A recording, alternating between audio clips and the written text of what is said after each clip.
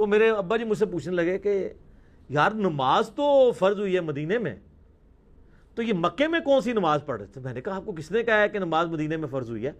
نماز تو پہلے دن سے نبی علیہ السلام پہ فرض ہو گئی تھی، قرآن کی شکل میں سورہ المزمل میں نہیں آیا کہ آپ علیہ السلام قرآن رات کو کھڑے ہو کے پڑھتے ہیں اور صحابہ کی ایک جماعت بھی آپ کے ساتھ پڑھتی ہے؟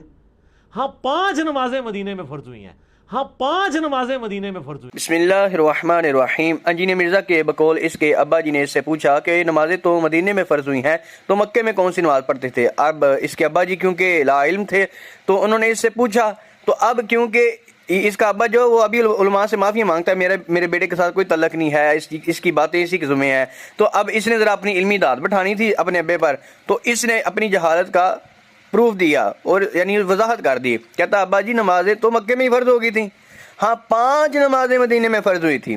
اب اس جاہل مطلق شخص کو یہی نہیں پتا کہ 5 نمازیں بھی مکے میں ہی فرض ہوئی تھی واقعہ معراج پر۔ دیکھیے ذرا سورہ اسراء کی پہلی آیت، سبحان الذی اسری بعبدہ لیلا من المسجد الحرام الی المسجد الاقصی، مسجد حرام یعنی خانہ کعبہ۔ تو انجینئر مرزا کو یہی نہیں پتا کہ خانہ کعبہ یعنی جو واقعہ معراج ہے وہ مکہ میں پیش آیا۔ اب دیکھیے حدیث صحیح بخاری 349 نمبر روایت میں دیکھیے، پہلے 50 نمازیں فرض ہوئی تھی، پورا واقعہ موجود ہے۔